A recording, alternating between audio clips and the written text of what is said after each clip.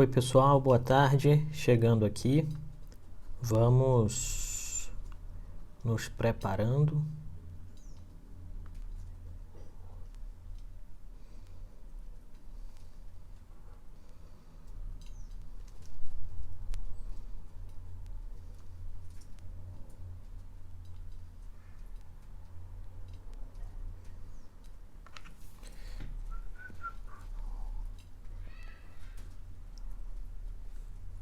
Opa. Bom, gente, é um prazer estar aqui com vocês. Como eu falei, estava fechando, tem que fechar a janela, dá um ventinho aqui e torna tudo muito mais complexo, por assim dizer, né? Pessoal, deixa eu arrumar esse microfone. Aqui é tudo ao vivo, né? Estamos começando mais um diálogo. Eu creio que a gente tem muito que conversar. E aí eu vou pedir desculpas às pessoas que mandaram sugestões de tema, né?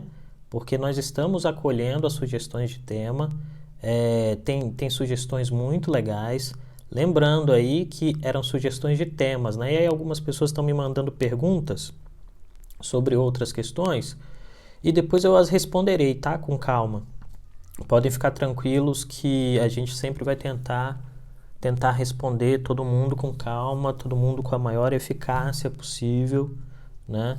Dentro daquilo que a gente deseja, tá bom? E que vocês desejam também por estarem aqui.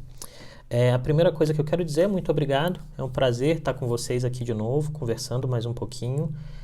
Gostaria de pedir também que vocês fizessem duas coisas, né? Uma é clicar nesse aviãozinho de papel que tem aí embaixo, né? O aviãozinho serve para que você encaminhe essa live para os seus contatos. Então, eu peço que vocês façam isso e convidem as pessoas para a gente conversar um pouquinho aqui.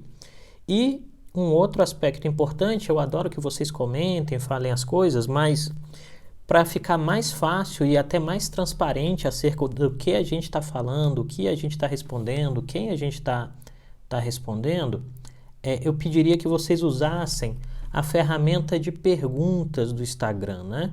Tem uma interrogação aqui embaixo que a gente vai poder usar para construir o nosso diálogo. E o diálogo vai funcionar da forma que a gente tem feito todas as semanas, desde que a gente começou esse desafio de entender a conjuntura política nacional nesse tempo de pandemia, né? E essa enormidade de crises que se colocam diante de nós, né? Por uma questão muito simples e muito direta, eu creio que todos nós percebemos aqui que hoje a gente vai ter que mudar um pouquinho o nosso curso de reflexão pelo surgimento desse último embate bastante interessante que a gente vai dialogar aqui, que é a questão da suspensão da nomeação do Alexandre Ramagem pelo juiz Alexandre de Moraes, do STF, a partir de uma provocação feita pelo Partido Democrático Trabalhista, que é o PDT, né? Então, a nossa ideia hoje é fazer esse diálogo, né? E construir a partir daí uma ideia de tentar entender qual é esse histórico. Aí a gente segue naquele mesmo caminho que nós construímos anteriormente, que é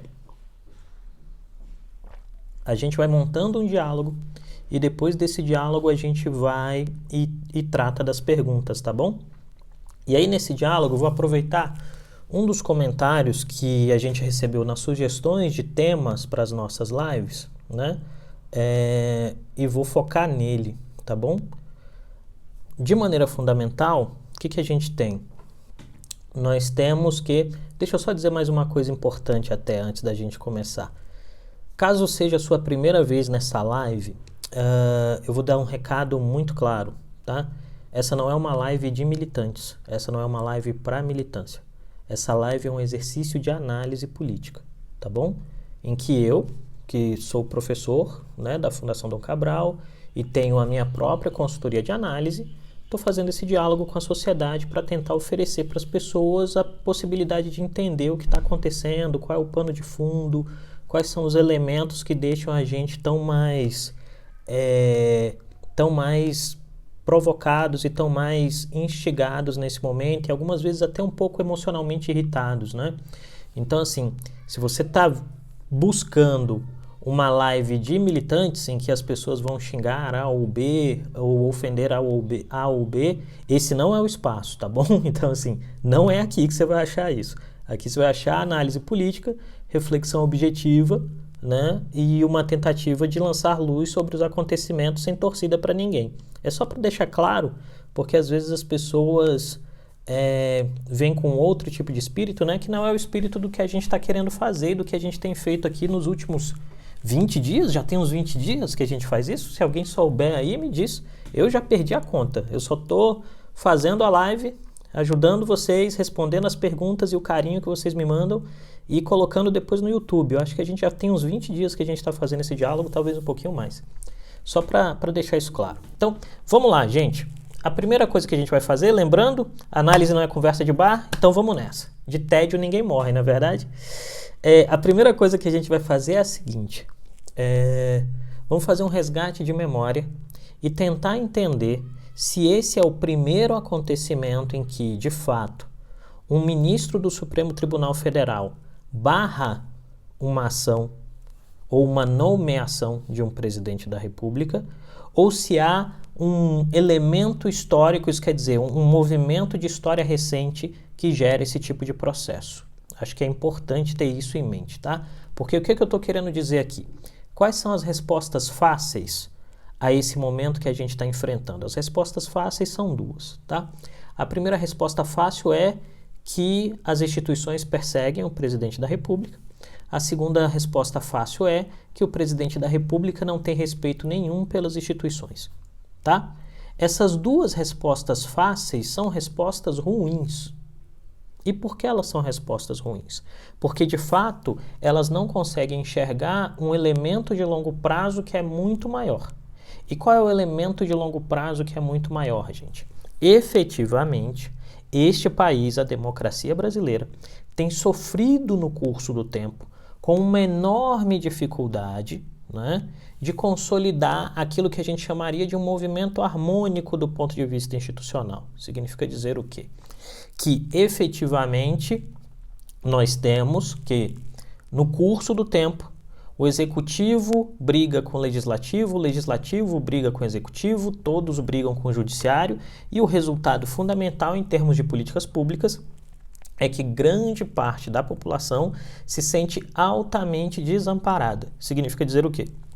Que o indivíduo comum, o camarada com quem você vai conversar, no caixa do supermercado, o cara que está vigiando o seu carro na rua, a pessoa que está em um emprego que não dê a ela, nesse exato momento, o privilégio de fazer home office, que é o que muitos de nós aqui, talvez muitos de vocês estejam fazendo nesse exato momento, essa pessoa tem uma percepção clara de que o Estado, né, de que o governo e o Estado brasileiro não funcionam para ela. Então, esse é um ponto. Por que essa premissa é importante? Essa premissa é importante para a gente compreender que, de fato, nós precisamos que os poderes funcionem harmonicamente, e não quer dizer que eles não tenham confronto ou conflito. Nós precisamos que eles funcionem harmonicamente para que os entes em cada uma dessas esferas tenham a possibilidade de se focar naquilo que seria uma prioridade. É o dilema da atenção, né, na tomada de decisão. Tem que prestar atenção naquilo que é importante, não naquilo que é menos importante. Isso nasce com o governo Bolsonaro? Não, né? Bolsonaro não é o responsável por todos os males da República Brasileira. Bolsonaro é produto também de uma conjuntura que é complexa, tá? E aí, esse primeiro elemento, a gente vai para o segundo ponto. Vamos fazer um resgate de memória de história recente, né? E aí, quando eu estou dizendo história recente, eu estou falando de Dilma II para cá, do número de situações em que nomeações importantes de presidentes da República foram, de fato, né, travadas por provocação, a partir do momento em que o judiciário sofreu uma provocação. Tá? Então a gente tem dois fenômenos. O primeiro fenômeno é nomeações travadas. Quantas nomeações travadas? Vamos voltar. Dilma II, Lula na Casa Civil, travado. Vamos lá. Temer, Cristiane Brasil, Ministério do Trabalho, travado. Vamos lá, Bolsonaro, indicação do presidente da Fundação Palmares, travado. Vamos agora, Bolsonaro de novo, indicação do Alexandre Ramagem para a Polícia Federal, travado. O que todos esses elementos, ou melhor dizendo, o que todas essas nomeações travadas, né, a partir de provocação que o judiciário recebeu, têm em comum, né? Todas elas têm em comum dois fenômenos. O primeiro fenômeno é o fato de que a liderança política, no momento em que faz a nomeação, está sob enorme pressão. Pressão da sociedade, pressão de entes institucionais. E aí vamos voltar a fazer um exercício de memória, porque brasileiro não tem memória. Então por isso que a gente está fazendo isso. Dilma, quando indica Lula para a Casa Civil, por quê? Não é porque achava que o Lula ia ser preso, né? É porque percebeu e demorou a perceber que ela precisava de alguém com a experiência do Lula para salvar a relação do Executivo com o Legislativo para impedir o impeachment. As conversas em Brasília, no momento em que Dilma decidiu pela indicação de Lula para a Casa Civil, todas as conversas diziam, nossa, demorou muito. Né? Por quê? Porque a percepção era que essa decisão devia ter sido tomada antes, né? E aí vamos lembrar, teve a chamada do Temer para o governo, e aí o Temer escreve aquela carta dizendo, estou saindo porque estão me boicotando, aí depois tenta trazer o Lula e isso não funciona, né? Então, o primeiro elemento de característica comum é esse. O segundo, vamos lembrar lá da indicação da Cristiane Brasil, filha do Roberto Jefferson, para o Ministério do Trabalho no governo Temer, né? Tem-se a indicação, tem-se uma enorme... O governo Temer tem dificuldades o tempo todo, é um governo que passa pelo Joesley Day, né? Tem todo aquele escândalo, o governo tem uma dificuldade de sustentação, e aí tem um vídeo da Cristiane Brasil em uma festa na qual ela tem uma declaração que é no mínimo polêmica sobre o Ministério do Trabalho, né? E sobre a chegada dela ao poder. Isso cria um elemento que afasta a indicação, tá? Vamos lá, Fundação Palmares, o presidente Bolsonaro indica um nome que teoricamente é anti-Fundação Palmares, e aí isso é barrado também. Então, nós temos 3 elementos de crise, 2 mais graves, que é Dilma e Temer, um menos grave, que é a Fundação Palmares. Do ponto de vista do judiciário, eu não sou advogado, mas é só uma reflexão política da função do judiciário, né? Do ponto de vista do judiciário, em comum em todas as situações é que o judiciário recebe uma provocação. O juiz recebe uma provocação e ele responde a essa provocação a partir daquilo que está no texto de quem o provoca, né? Então, isso é feito agora também. O que nós temos de diferente na atual conjuntura, né? O que nós temos de diferente de Ramagem agora com aquilo que aconteceu na situação de Lula, na situação de Cristiane Brasil, na situação do presidente da Fundação Palmares? O que é diferencial? O diferencial é o momento do contexto imediato. Vamos lembrar o seguinte. O presidente da República tinha uma baliza moral, um pilar moral dentro do governo, e esse pilar moral era representado pela figura do Sérgio Moro. Esse pilar moral que está dentro do governo, né, em uma sexta-feira, que é a sexta-feira passada, diz, olha, eu não estou mais no governo porque tentaram interferir no meu trabalho cotidiano, e à medida que tentaram interferir no meu trabalho cotidiano, não é para isso que eu vim, né, eu estou fora, e ele lista uma série de denúncias contra o presidente, né, dizendo que o presidente queria interferir para proteger os filhos, essa é a principal, no Ministério da Justiça e no Departamento de Polícia Federal. Pois bem, as denúncias têm o efeito de uma bomba atômica do ponto de vista político. O presidente faz uma reação na sexta, né? Ele faz um discurso muito emocional, e aí esse é um ponto específico que eu vi ontem eu vi um cara muito bom que é chamado Leonardo Barreto, né? É um querido ele. E o Léo levantou um ponto muito importante que eu estava tentando pensar, mas eu não tinha conseguido nominar, né? Porque o discurso do Bolsonaro é emocional? O discurso do Bolsonaro é emocional porque ele percebe que ele tem que trocar, não só a forma como o governo funciona, mas ele tem que trocar o escopo de eleitor base, né? Ele vai ter que sair daquele eleitor de classe média que é anticorrupção, né? Porque esse vai com o Moro, provavelmente, e ele tem que amparar-se naquele eleitor mais pobre, né? Que está sendo alvo das políticas de combate à fome nesse exato momento. Vamos lembrar aí que o fundo emergencial é um Bolsa Família por mês. Então, o presidente está tentando fazer esse switch, né? Essa troca. Vai funcionar? Não faço ideia, mas ele está tentando fazer a troca é justa e é honesta, ele pode fazer isso, né? É competitividade eleitoral, ele tem o direito. Qual é o problema aí? O problema é que enquanto o presidente faz essa troca, ou melhor, a tentativa dessa troca de diálogo com o eleitorado, fazendo essa fala que é mais emotiva, vamos lembrar uma palavra-chave de toda a resposta do Bolsonaro ao Sérgio Moro na sexta de tarde. A palavra-chave foi humildade. O presidente se colocou como um homem humilde diante de um enorme desafio de transformar o país e se sentindo traído por alguém que ele considerava muito vaidoso, muito egocêntrico e que estava mais preocupado com a própria reputação e os próprios interesses pessoais do que em salvar o país. Essa narrativa de martirização funciona muito em termos de eleitorado brasileiro para conquistar o mais pobre, tá? Eu posso lembrar aqui de cabeça um processo específico, que é a eleição do Distrito Federal em 1998. Pode procurar na literatura. No último debate, Joaquim Roriz, que vence a eleição, uma eleição muito apertada, mas vence a eleição, faz um discurso de colocar-se numa posição de humildade. E o Cristóvão Buarque se coloca numa posição de bater, achando que a ideia do debate era só bater. E o Joaquim Roriz ganha a eleição nessa posição de humildade com os votos dos mais pobres. Então, o presidente está tentando fazer esse switch, né? Essa mudança. Essa lógica, então, tem um outro elemento que é o pano de fundo.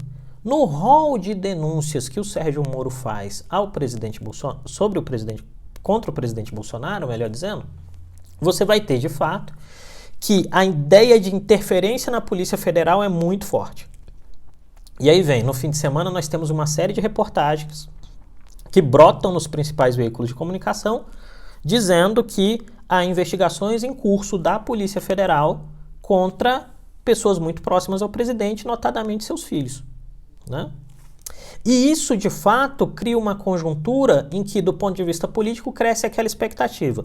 Quais os nomes o presidente vai escolher? E esses nomes escolhidos vão servir, em termos de interpretação da realidade, para serem vistos, por exemplo, como uma resposta às denúncias do Moro, no sentido de serem muito técnicos, ou eles vão ser uma confirmação das denúncias do Moro ao serem muito amigos do presidente. Entende? Esse é o ponto. E aí, nesse ponto em específico, nós temos que, na indicação do Ministério da Justiça, o presidente pega um homem com experiência, AGU, 20 anos de AGU, e vai dizer, olha, esse é meu ministro da Justiça. E ninguém, em teoria, pode dizer que é uma indicação não técnica, a indicação é técnica. E mais do que isso, ela é técnica em um sentido e ela tem o respaldo de um componente eleitoral próximo ao presidente Bolsonaro. Quer dizer o quê? O novo ministro da Justiça é evangélico, o novo ministro da Justiça é conservador, o novo ministro da Justiça tem uma reputação que é ilibada e tem experiência para o cargo. Então essa indicação não dá problema. O problema está na outra indicação, que é a indicação para a Diretoria-Geral da Polícia Federal. Porque nessa indicação em específico, à medida que o nome do Ramagem vai subindo, né, nos trending topics do Twitter, por assim dizer, né, essa piada foi boa, né, não foi não, né? Mas enfim, à medida que o nome do Ramagem vai subindo em termos de especulação, vão surgindo de outro lado imagens, registros, falas que o colocam como sendo alguém que está indo para essa posição porque tinha uma relação de muita proximidade com o presidente. E aí vem uma proximidade de amizade, dizem que ele é amigo de um dos filhos do presidente. E aí, isso importa? Em tempos normais, isso não importa, gente. Em tempos normais, isso não importa, porque é uma escolha do presidente. Agora, em momento de crise, isso ganha importância. E por que ganha importância em um momento de crise? Porque o contexto de ação e denúncia recente sobre o presidente da República, sobre o seu núcleo familiar, e a ideia direta de que há uma vontade do presidente de interferir politicamente no cotidiano da Polícia Federal, que é quem investiga, né, em última instância, e põe as pessoas na cadeia. Vamos lembrar da Lava Jato, vamos lembrar do lavajatismo e o impacto que o lavajatismo tem na sociedade brasileira. À medida que isso cresce, o que nós temos de fato? Nós temos que, efetivamente, há uma preocupação e um questionamento acerca das intenções do presidente. E aí vem, vamos lembrar, é política, gente, política é embate.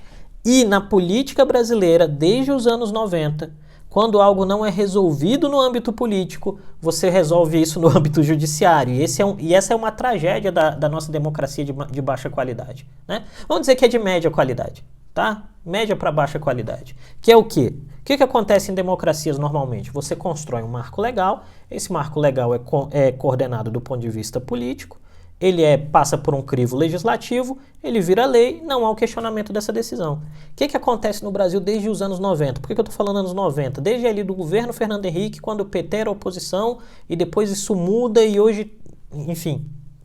O que acontece desde então, desde os anos 90 no Brasil? Sempre que algum ente político não está satisfeito com uma decisão política, ele vai à justiça para recorrer acerca da validade dessa decisão política. Eu usei aqui 3 exemplos de história recente, mas se você for fazer um resgate de mais longo prazo, mais exemplos irão surgir.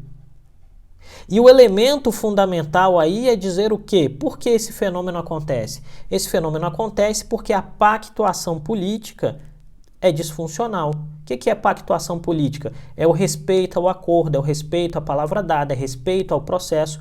Isso está corroído, isso está carcomido. E aí o que a gente tem nessa exata situação?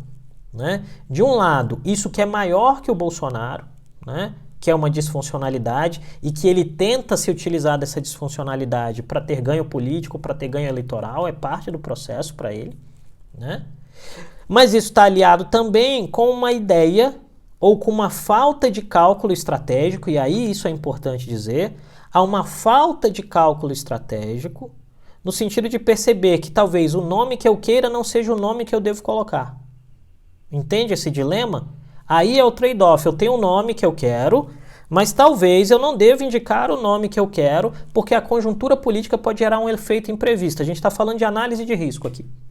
Né? Eu vou tomar uma decisão política e efetivamente quais são os riscos visualizáveis e quais são os riscos não visualizáveis. Isso quer dizer, qual é o cisne branco, qual é o cisne cinza que eu consigo ver e qual é o cisne negro, né, que eu não consigo ver.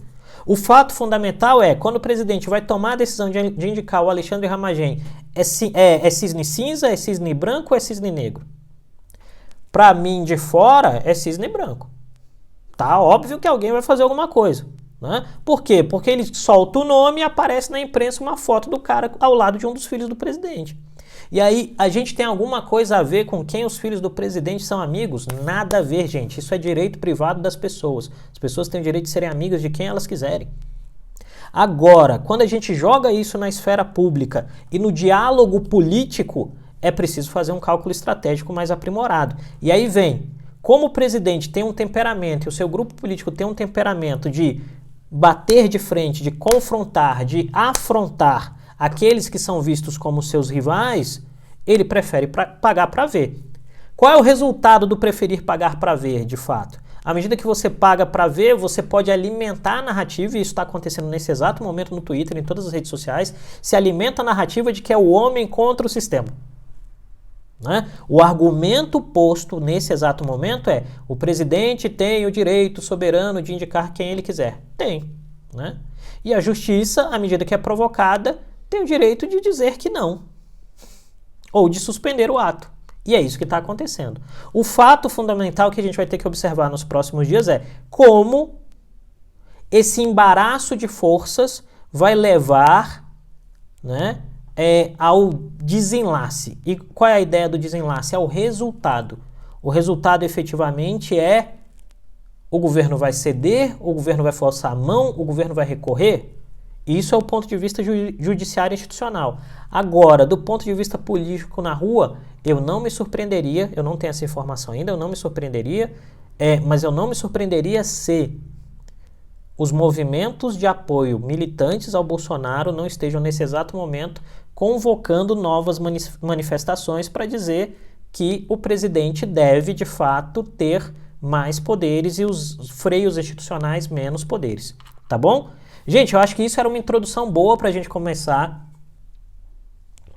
Eu vi que uma pessoa lançou uma pergunta e eu não sei se essa pergunta está aqui na ferramenta e eu não sei também se é a primeira vez que você está no nosso papo, tá?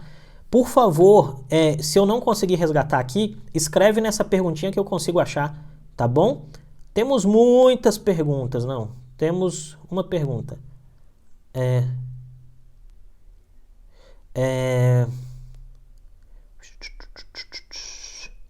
Ixi, tem um monte de pergunta. Não, essas perguntas aqui... Tem um aqui. Esse eu não sei o que é, né? Vamos lá, lancem suas perguntas, gente.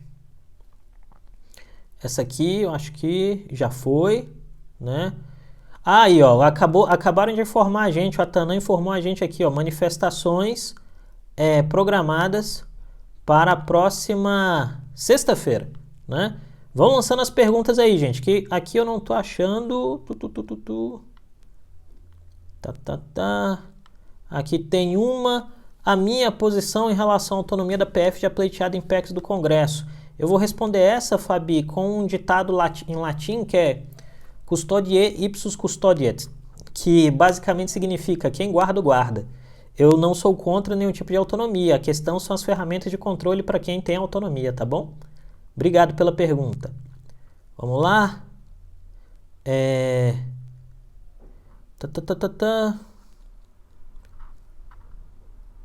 Tá, essa aqui foi divertida, Marcos. Como ser um analista político que nem você?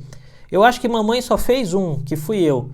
Mas brincadeira, eu creio que o caminho é trabalho duro, estudo, dedicação, né? E gostar muito do que se faz.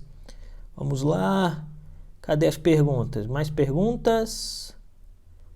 Tá, acho que essa já foi. Opa, peraí, me embananei. Me embananei, pessoas. Voltei. Vou na da Ana. Ana, a gente tem uma ferramentazinha de pergunta, mas eu vou te responder. Qual seria o impacto de um impeachment no meio dessa pandemia para a imagem do Brasil no sistema internacional? Ana, eu creio que o momento a imagem do Brasil já não é boa, tá? Assim, a gente está com uma série de dificuldades em termos de construção de imagem internacional e, enfim, não sei se vai... Não sei se ajuda ou se atrapalha, na verdade. Eu creio que a gente tem uma dificuldade que é de construção de uma lógica de... Eu tenho conversado muito com a imprensa na Argentina, né, e na Inglaterra.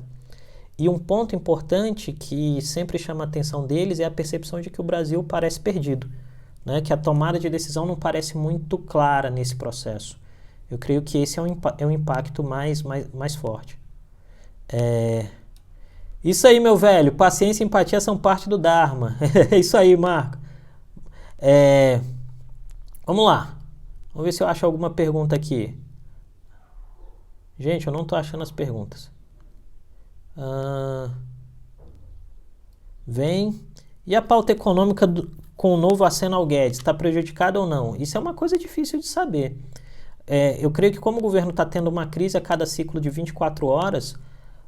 a gente não sabe ao certo como a tomada de decisão está sendo construída, tá?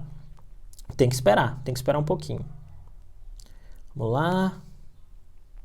Perguntas. Obrigado, Fabi. Obrigado. Vamos lá. Lista tríplice para escolha de diretor-geral. Muitas PECs oportunistas nesse momento. Tem muitas PECs oportunistas em todos os momentos, né, Fabi? Infelizmente, esse é um desafio pra gente. Vamos lá. Mais uma. Vamos jogando as perguntas aí, gente. Essa pergunta é muito legal do Josué. Josué é um amigão, tá sempre com a gente aqui, ó. O e daí de Bolsonaro não atrapalha essa estratégia de humildade? Atrapalha, Josué. Atrapalha. Porque aí é o seguinte... Você precisa de uma lógica de discurso que seja muito convincente e funcione o tempo todo, né? E aí é importante a gente lembrar que o Bolsonaro, de um lado, quer desqualificar a mídia para ter um diálogo direto entre ele e a população e a sua base eleitoral.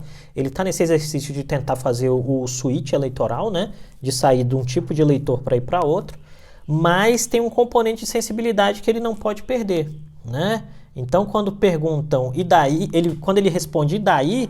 É um baldezinho de água fria na estratégia que está sendo montada daquele presidente que na sexta-feira quase se ajoelhou diante do povo pedindo ajuda e suporte para levar a sua tarefa. Então o desafio é saber se isso sobrevive ou não, tá bom? Pá. Aí vem... Gente, usem a ferramenta de pergunta, senão me perco. Vamos lá, mais uma aqui. Teremos reação do Maia e do Alcolumbre? Cara, eu acho que não.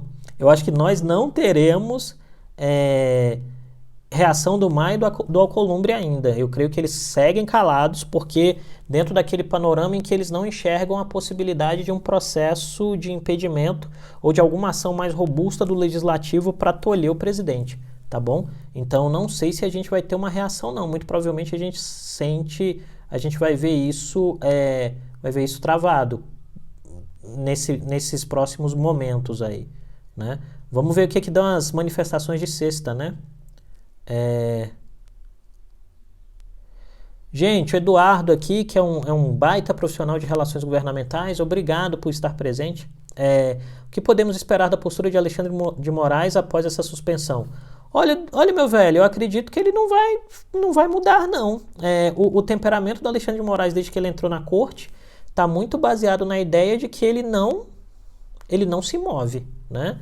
Ele tomou a decisão está posta e pronto, e acabou, e ele não vai se mover, né? Eu creio que, de fato, se ele der algum tipo de declaração, ele vai dizer, olha, os autos falam por si, né? O Alexandre de Moraes tem tentado ser esse juiz que fala pelos autos, né? Vamos ver o que vai acontecer. Qual seria uma possível postura do presidente no momento de recessão futuro e nas eleições? Eu creio que ele vai tentar extremar o discurso, né, Sabrina? Assim, de fato, ele vai tentar extremar o discurso para puxar isso para um panorama que seja favorável a ele. A ideia é sempre essa, né? É reforçar a ideia de que é um homem contra o sistema. E aí, nesse aspecto, uma medida como essa do STF dá o argumento perfeito para que ele alimente a narrativa. Mesmo que o Idaí de ontem gere uma dificuldade, como o Josué muito bem levantou, nesse exercício de troca do eleitorado, de outro lado, a percepção de que, para os mais pobres sobretudo, de que o presidente está sendo tolhido em tomar decisões que são importantes, dá a ele a possibilidade e a justificativa de dizer, olha, estão vendo? Eu estou tentando transformar o Brasil para uma coisa melhor e a velha política, os velhos caciques não me deixam fazer isso, os velhos donos do poder estão contra mim, né? Eu creio que esse é um elemento. Obrigado, Rafael. Obrigado, viu, pelo elogio. A gente está aqui para isso, para tentar ajudar mesmo. Vamos aqui, mais uma.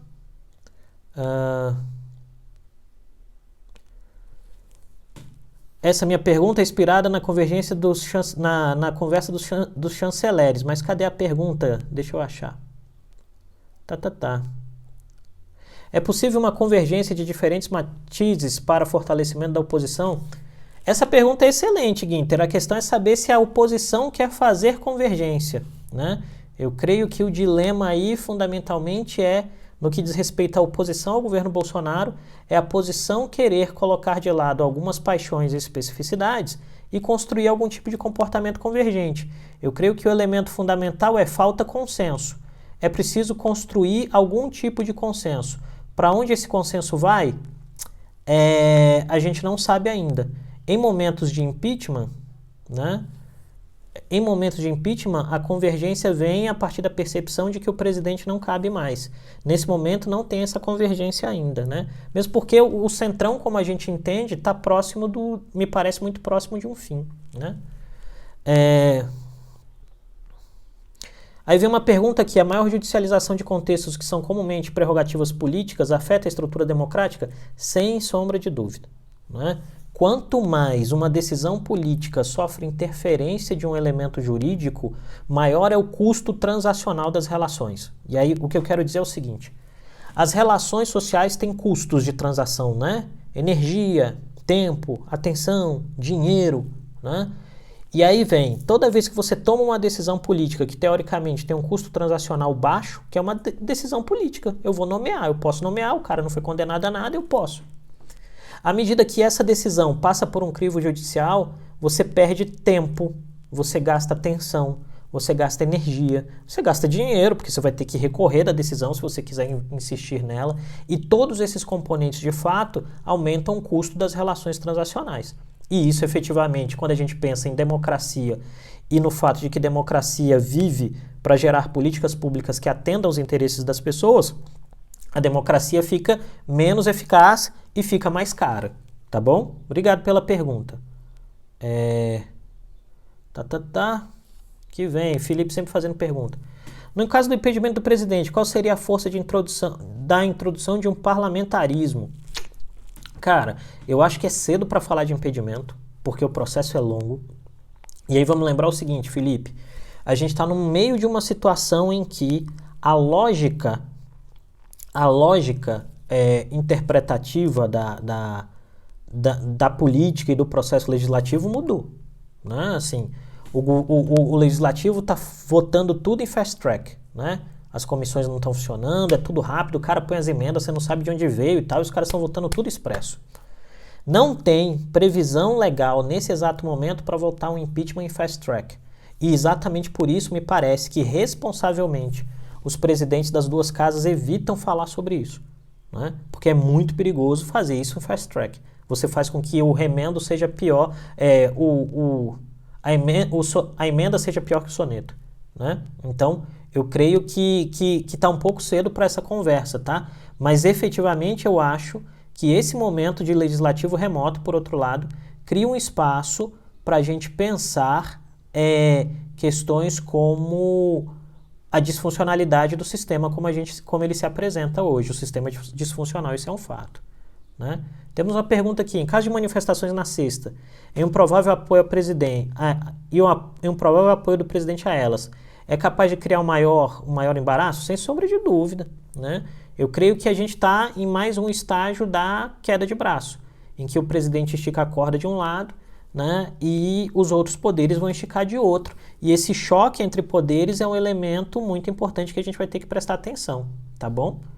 Obrigado pela pergunta. Vamos lá. Gente, eu estou tentando focar as pessoas que não tiveram perguntas respondidas, tá? Porque nosso tempo é limitado. Então, se você fez mais de uma, qualquer coisa você me manda pelo direct e eu te respondo. Qual seria essa mudança de público que você mencionou que o Bolsonaro estaria fazendo? Ana, eu creio que ele está tentando fazer, tá? Eu falei isso no iniciozinho da live, mas vamos voltar aí rapidão. Ele está tentando sair de um eleitor base, que era aquele conservador de classe média que pagou o pichuleco e colocou ele na rua, e está tentando ir para um novo tipo de eleitor base, que é aquele que está sendo assistido pelas políticas públicas do governo federal nesse exato momento, pelo fundo emergencial, pelo Bolsa Família. E como ele está tentando fazer isso? Ele está tentando fazer esse espaço, esse diálogo, essa transição, tentando reinventar o próprio discurso. É a ideia do homem humilde contra o sistema, que é o discurso de sexta-feira. Eu recomendaria que você assistisse e pegasse e focasse muita atenção nesse elemento humildade, que está muito presente lá. Ele o tempo todo se coloca em posição de simplicidade, de humildade, frente a um cara que era o herói dele, muito vaidoso e que o traiu. Pensa nisso, tá? Era um maior embate com o Congresso também. Creio que pode surgir, mas eu continuo pontuando. Eu creio que o Congresso não vai se posicionar até que tenha uma possibilidade concreta de fazer alguma coisa, tá? E se vai ter também, a gente não sabe. Vamos lá. Alessandra. Quais os impactos para o Brasil no cenário internacional caso de haver 2 processos de impeachment tão rapidamente? Eu creio que nós temos, nesse exato momento, já um grande dilema em termos de imagem, né? Internacionalmente, eu tenho conversado muito com a imprensa internacional e a pergunta que sempre é feita fora do ar é: o que está acontecendo com o Brasil, né? Por que o Brasil está tão perdido? Por que o governo brasileiro bate tanta cabeça? E aí eu creio que há 2 elementos de fundo, né, que são importantes. O primeiro é a percepção de que, de fato, As nossas estruturas de governo e de Estado não estão preparadas do ponto de vista mental e decisório para lidar com algo tão grande quanto uma pandemia. E isso nos obriga, em termos de futuro, a pensar novos tipos de política pública, né?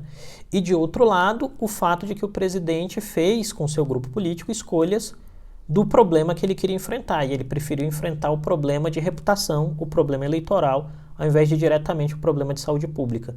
E isso tem gerado um custo e uma certa disfuncionalidade em termos de interpretação pelas pessoas, tá? Obrigado pela pergunta. Vamos lá. Eu dou... Vamos lá. Aqui... Tô buscando a rapaziada que eu não respondi ainda, tá? Vamos lá. Qual o risco do presidente provocar uma revolta institucional contra o sistema? Né? Teria apoio popular? Marco, apoio popular o presidente tem. Ele tem 1/3 do eleitorado, né? Segundo o Datafolha, 27% da população acha que o governo é bom ou ótimo. Significa dizer que o presidente tem uma parte das pessoas, e eu quero conversar sobre isso aqui em alguma das lives. Uma parte das pessoas, o presidente e seu grupo político foram muito, muito eficazes em fazer com que essas pessoas pensem mais na sua própria identidade como eleitores do que de fato nos problemas como um todo.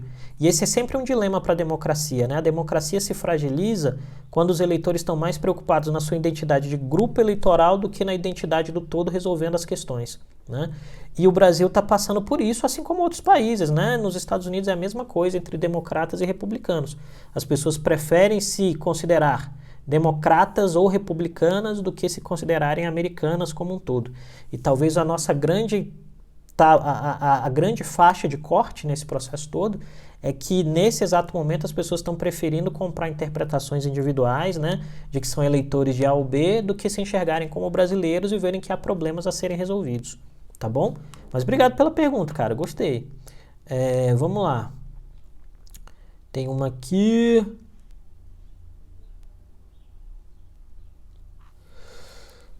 as nomeações barradas mostram uma hegemonia do judiciário e uma fraqueza dos outros poderes? Eu não sei se é uma hegemonia do judiciário, Marcos, mas eu creio que mostra que o judiciário se acostumou e passou a gostar do fato de ser provocado politicamente, né? O que eu estou querendo dizer? O judiciário entendeu que barrar determinadas ações do executivo ou do legislativo tem uma funcionalidade para ele também, até em termos de diálogo com a sociedade. Então, assim, uma parte da sociedade hoje está bastante satisfeita com o fato de que o ministro Alexandre de Moraes barrou uma nomeação do presidente da República, né? Então, esse hábitos vai gerando um novo tipo de ação, um novo tipo de interpretação da realidade. Eu creio que o processo está bem por essa linha, tá? Vamos lá.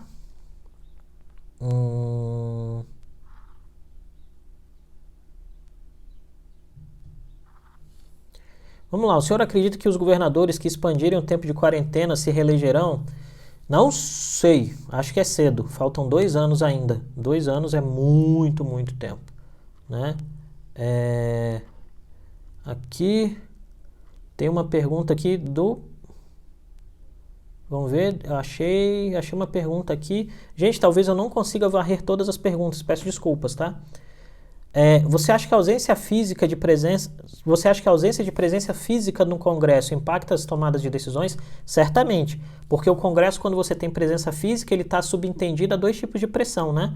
Uma pressão que é popular e uma pressão dos grupos de interesse. E sem presença física, o parlamentar sofre pressão quando sofre só de quem está próximo ali dele, tá? Eu acho que tem esse impacto, sim.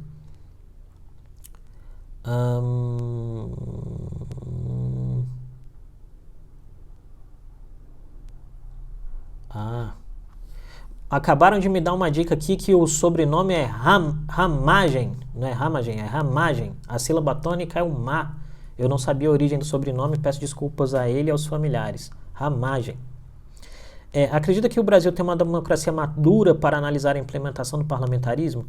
Eu creio que todas essas crises recentes envolvendo o modelo presidencialista colocam em xeque algumas das escolhas políticas feitas no curso do tempo. A principal delas é que a gente tem uma Constituição que é parlamentarista e um regime que é presidencialista, né? Esse choque gera problema. Então, ou a gente vai ter que mudar a Constituição para ela ser presidencialista, ou a gente vai ter que mudar o regime para ele ser parlamentarista, né? Eu creio que esse é o embate aí, tá bom? Pessoal, nós já temos aí mais de 40 minutos de live, pelos meus cálculos. Eu vou aproveitar para agradecer aqui as pessoas que estão me elogiando, agradecendo a live, a presença, e vou tentar responder mais uma pergunta aqui, que é uma pergunta da saída da Argentina das negociações, né, do Mercosul. Eles não saíram do Mercosul ainda, mas saíram das negociações. Eu acho que a relação está ruim hoje, né? A relação entre Brasil e Argentina hoje é ruim, né? Infelizmente, a relação não é boa. Pessoal, então, olha só. Eu vou tomar a liberdade aqui. Alguém me mandou um elogio, né? E aí eu vou agradecer, né, as pessoas que me elogiaram aqui, que disseram que estão gostando muito das lives, viu? Gente, é sempre um prazer conversar com vocês. Eu pediria então que, já que você está gostando, que você siga o nosso Instagram, né, Creomar de Souza, segue a gente no Twitter também, segue a minha consultoria, que é a Dharma Politics, aqui no Instagram, no Twitter, em todas as redes, menos no TikTok. E assim, e dizer que de segunda a sexta a gente está tentando fazer esse diálogo, a gente está fazendo esse diálogo estruturado para ajudar você a entender o processo, ajudar você a entender a conjuntura. Lembrando, esse não é um espaço de militância política, né? Esse é um espaço de análise política. E no que a análise é diferente da militância? A militância é um processo meramente emocional, né? E que é justificado, e eu não estou dizendo para ninguém deixar de ser militante. Mas a análise, por outro lado, é um processo que é basicamente racional e objetivo, né? No sentido de que a gente quer se desfazer das nossas emoções para analisar e entender os processos, tá? Esse é o nosso objetivo aqui. Flávia, muito bom saber que seus almoços são mais divertidos e interessantes com as suas lives, viu? Sempre um prazer estar aqui com vocês, pessoal. É uma alegria fazer esse processo com vocês. Eu vou me despedindo, né? Pedindo para vocês lavarem as mãos. Para quem puder ficar em casa, fique em casa. Usar máscarazinha na rua, né? Se você tiver um vizinho idoso que você possa ajudar fazendo as compras para ele, faça isso, tá? Eu mesmo estou com um monte de compras aqui que eu vou entregar e distribuir, vou entregar as da minha mãe, distribuir para outros amigos nossos que são grupo de risco. Então assim, cuidem das pessoas, cuidem de si mesmos, né? Vamos lembrar, nós somos maiores do que qualquer tipo de posicionamento político, tá? Os posicionamentos políticos vêm e vão, o que fica são as pessoas, o carinho, o amor que vocês têm uns pelos outros, tá? Então vamos em frente.